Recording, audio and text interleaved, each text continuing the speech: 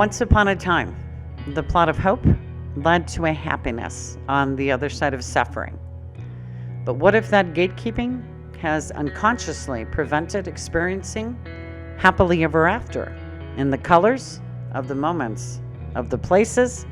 where we really need it? It was inevitable that our stories would contain hopes that were lost,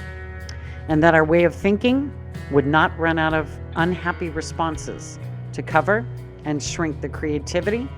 that follows in our works of art. And of course, nothing of ours has felt more isolating than the imprints of what cannot be unseen, mixed in with the fear of the tomorrows that would also surely sing loudly about what we still don't see eye to eye with. And since we have never had any other kind of relationship with the vulnerability of our grief, endings have overshadowed any progress, and silence has bloomed from the nourishment of darkness before any questions could ever begin to bud. But the truth is that even when we are on a path that appears to be the right one,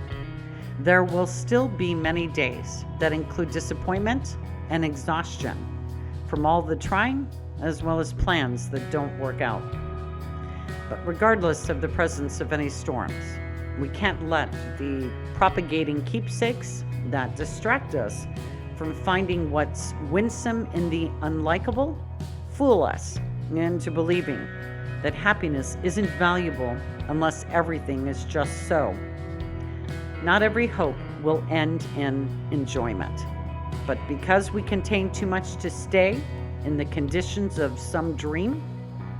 joy wordlessly hovers underneath the surface, quietly waiting to feed at least a smile, and at most, laughter that makes our stomachs hurt. I don't know if I would have done anything different if I had had a glimpse that the hello of the greatest hope that I have ever held would end up being the biggest goodbye in my life. But in comparing where I am now with those once upon a time pages,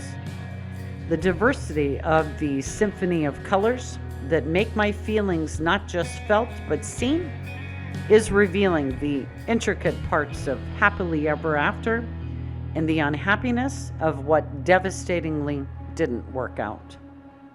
There is no doubt that we have happiness on our minds, but it's time to take it out of the view of a plot that would have us thinking that there is only one conception of it, and expand it into one in which it's made up of a bit of this as well as some of that. Have the best day possible for you. Love always, have all.